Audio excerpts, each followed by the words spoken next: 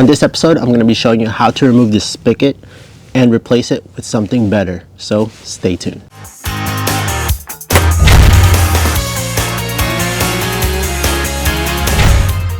Welcome to Fix This House. If you're new to the channel, consider pressing the subscribe and notification bell so you can always be in tune on DIYs, how-to videos, and product reviews that I do within this channel. So for some reason, the past owner who installed this spigot actually connected a fitting right here with a 3/4-inch PEX pipe that goes all the way down to the ground. Honestly, I've been wanting to remove this spigot for a very long time now because every winter I always have this worry because this has an exposed piping. They put this insulation, which should be okay, but it's very hard for me to put that little cover every winter time because, you know, I have the risk of freezing. Sometimes it goes below 30 degrees down here. It doesn't look clean aesthetically wise. This is the front of the house and this just sticks out like a sore thumb. So I'm just gonna go and remove it. So let me show you where it's actually going through and where it's feeding. It goes all the way down to the ground. That spigot's right there and it travels all the way to this connection. Here's another insulated mess. I'm gonna try to find a different solution to get water to this right here, or maybe just take this off altogether. Also, I wanna fix the siding because when the siding was put on, there was no way for you to get the siding over the spigot unless you took it out. So I'm gonna try to use some kind of aesthetic to cover this and make this clean altogether. Just take off because that was coming out from the other end and I cut that off already. So we are done with this one right here. I'm going to try to find a face plate to put on through here because we're going to be drilling a new hole location because the new water source is going to be coming around this area.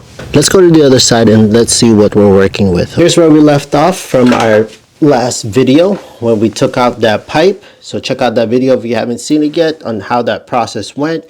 But this is where the old spigot pipe was sticking out and it was actually feeding out from this bottom area. It was going to an L. Okay, so we got that off. We rerouted the new water line. So I just capped this off temporarily with the shut-off valve because we're going to end up cutting it right here. So now that we know where this is coming from, this is the Aquor. I got the shorter version since, yeah, I only have a little bit of space right here. If you're interested on this product and you like this, I'll leave the link on the description down below for the same exact one and different options. No way I was sponsored to make this video by Aquor. I bought this with my own money. It came with a cover and the mechanism is right here. So I'll show you how to install this easily. Here is that adapter that you can use once we finish installing. Also like to add that I bought this separately. This is by Aquor as well. This is 1/2-inch NPT 90-degree elbow because if we go and just use this connection right here, this is just the straight connection, it's gonna go straight out from here and I won't have any room to attach the piping. It's gonna go stick out past the wall and we want it nice and hidden, especially here. This is only 2x4 distance stud. I'm going to replace the straight fitting right here with this 90-degree adapter fitting. If you're interested on this 90-degree elbow inlet, I'll leave the link also in the description down below, but it's fairly easy to remove. I would save this just in case in the future you want to change it out or you get another one and you need this piece, so save that. Compare the 90-degree with the straight piece. They both have the same internals. They both have that spring mechanism in there. And when you put this on and replace it, you don't need to put plumber's tape around this. You're going to insert it through the wall first and then insert this 90-degree inlet. I'm going to be doing some drilling right here, so you want to put your water source away from this area as possible. My situation is a little unfortunate. I have this cutout right here that I got to find a way to put some sort of cover. So what I was thinking was, since this opening is around 6, I'm just going to go make it 7 by 5.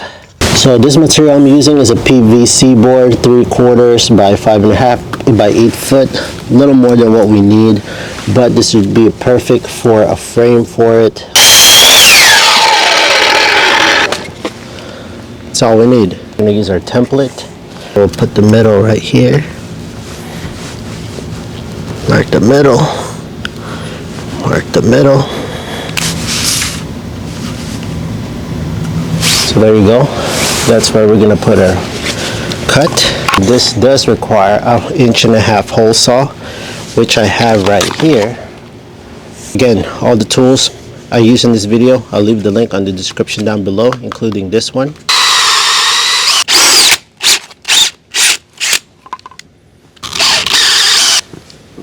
To connect the two outside circles, just like so.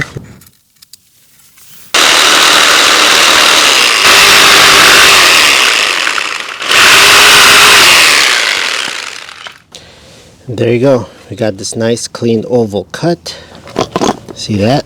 It's gonna sit just like that. Go set it right around here.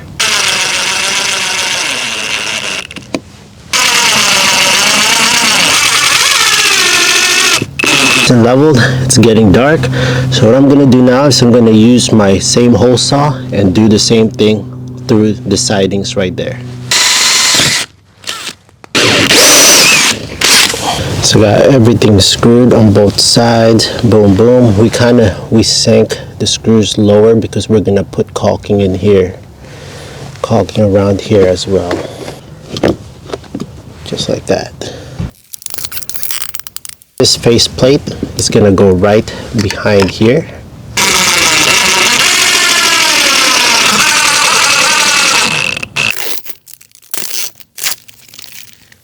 That should close it up. I'm not gonna caulk around here because it already has weather gasket sealing all the way around, so that's good, that's fine. What I'm gonna caulk is around here and on the screws. So here's our situation now.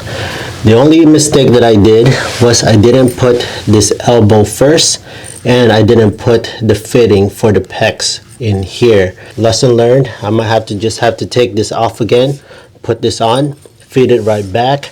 What I'm gonna do is I'm gonna have to take that off, install this elbow fitting, and then I might have to use this transition right here. Go and thread this onto here first, so it'll make it easier for myself and not struggle, because notice how I have very limited amount of space there.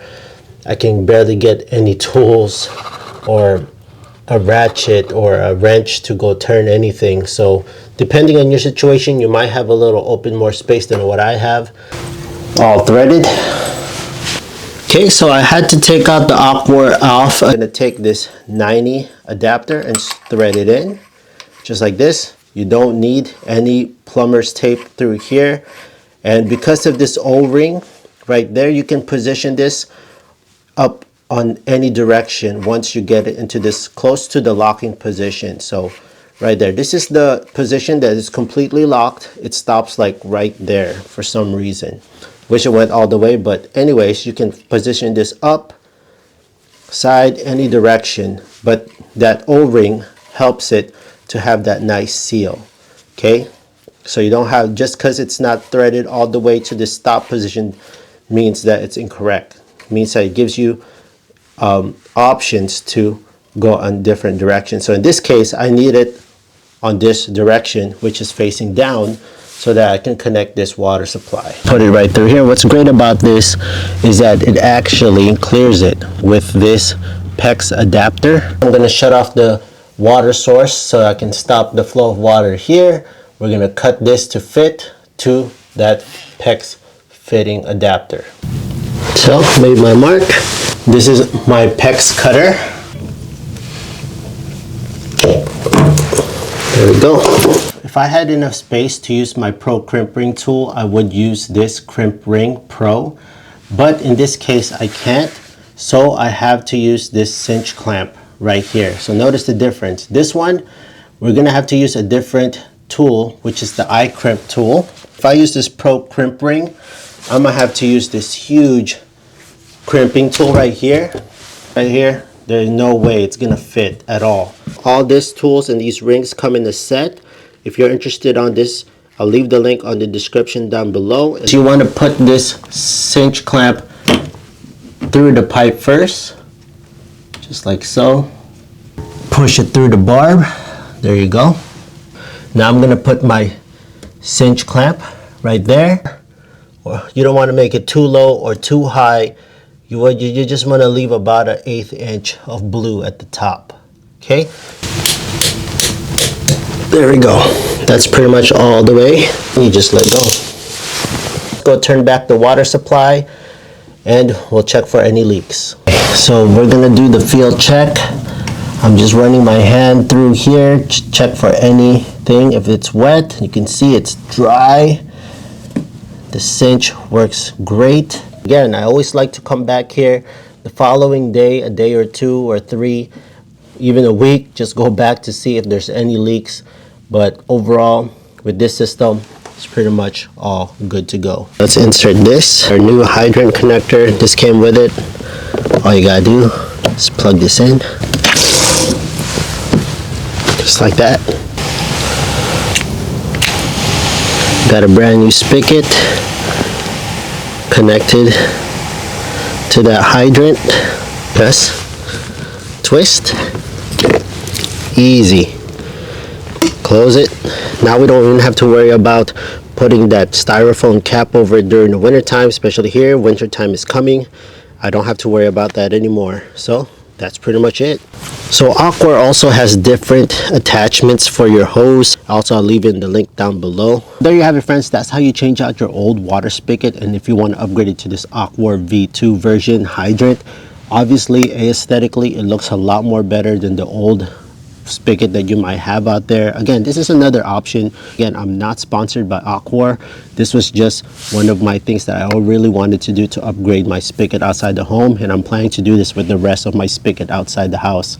So again, friends, if you found this video super helpful, please hit that big thumbs up, press the subscribe notification bell, and if you're interested on here on this Aqua spigot and all the tools I use in this video, I'll leave all the links on the description down below. Thank you so much. I'll see you next time.